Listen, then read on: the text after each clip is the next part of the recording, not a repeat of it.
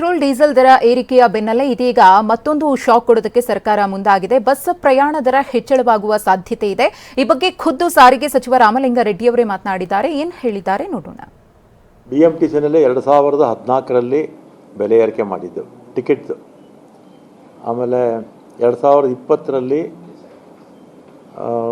ಕೊನೆ ಅಂದರೆ 4 ವರ್ಷಕ್ಕೆ ಮುಂಚೆ KSRTC, ವಾಯುವ್ಯ, ಕಲ್ಯಾಣ ಕರ್ನಾಟಕ ಟಿಕೆಟ್ ಬೆಲೆ ಜಾಸ್ತಿ ಮಾಡಿದೆ. ಅಂದರೆ 4 ವರ್ಷ ಆಯಿತು.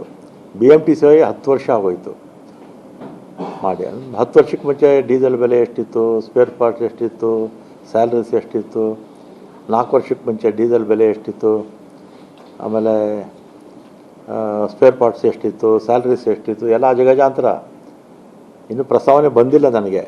ಮಂಡಳಿ ಅಲ್ಲಿ ಆಡಳಿತ ಮಂಡಳಿಗಳಿಂದ 4 ಬೋರ್ಡ್ಗೆ 4 ಕಾರ್ಪೊರೇಷನ್ ಚೇರ್ಮನ್ಸ್ ಇರ್ತಾರೆ.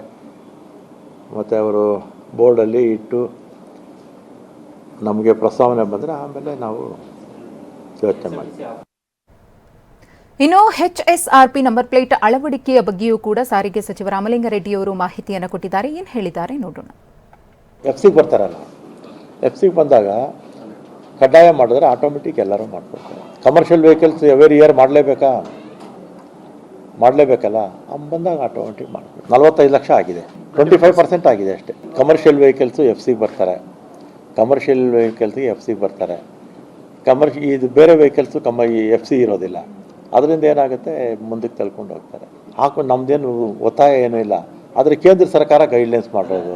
ಈಗ ಕೇಂದ್ರ ಸರ್ಕಾರದ ಈ ಎರಡೂ ಕೂಡ ಎರಡೂ ಕೇಂದ್ರ ಸರ್ಕಾರದ ಗೈಡ್ಲೈನ್ಸು ಅಲ್ವಾ. ಗೈಡ್ಲೈನ್ಸ್ ಪ್ರಕಾರ ಅವ್ರು ಏನು ಕೊಡ್ತಾರೋ ದೇಶದ ಎಲ್ಲ ರಾಜ್ಯಗಳಲ್ಲೂ ಮಾಡಬೇಕು, ನಾವು ಮಾಡಬೇಕು. 3 ತಿಂಗಳು ಕೊಟ್ಟಿದ್ದೀವಿ. ಸೆಪ್ಟೆಂಬರ್ 15 ಅದೇ ಲಾಸ್ಟ್, ಆಮೇಲೆ ಮಾಡೋದಿಲ್ಲ.